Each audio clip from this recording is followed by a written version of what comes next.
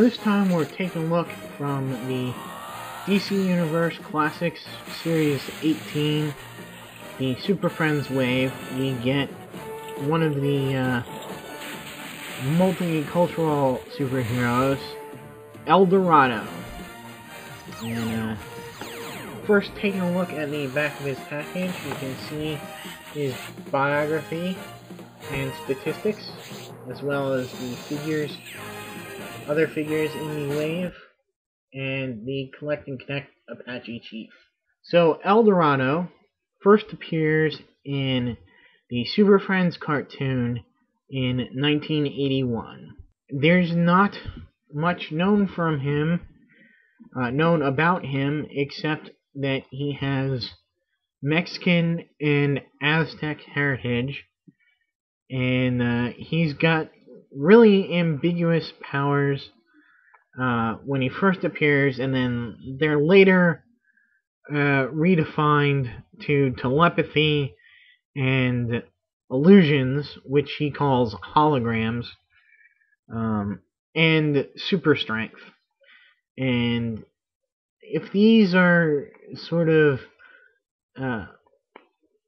sounding kind of familiar, he is really sort of a vague version of a very well-known DC character. If you think about it, he is kind of a version of the Martian Manhunter. He turns invisible. He's got great strength, and he can fly, and he has telepathy, and all very much powers the power base that Martian Manhunter has. And so instead of introducing Martian Manhunter to the Super Friends, which he did not appear in, they bring a little bit of diversity by having a Mexican / Aztec based hero. If you read the bio on the back of the card, that's pretty much it for the guy.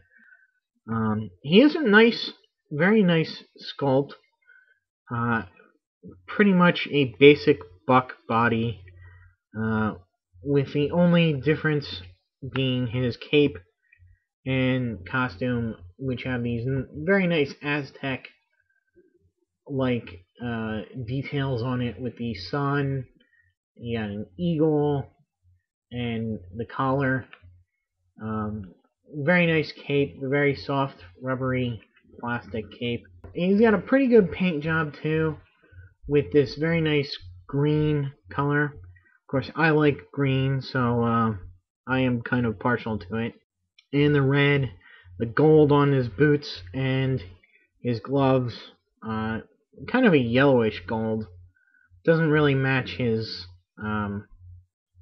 the gold on here, but that's nice. He's got a nice skin tone. You know, don't want to sound too racist, but it's definitely not a white man's skin. He does have one little mistake here, that blob of paint on his hair, that is his skin color. And because the way he's in package, he was held in with those clear plastic bands, and they kind of cut into his hands, as you can see.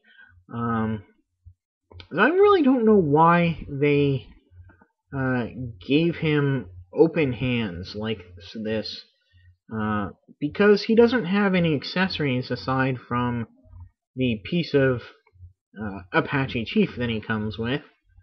And if you notice in the picture here, he's got solid fists. So I don't know why they changed that up. Out of all of them, he's probably the weakest in this wave. And you know, maybe if they would introduce him into the comics, they might come up with something interesting. So for articulation, let's start with his head. which is really tight for some reason. But he does move up and down pretty nice, left to right. His arms do go all the way around. The cape gets out of the way fairly nicely.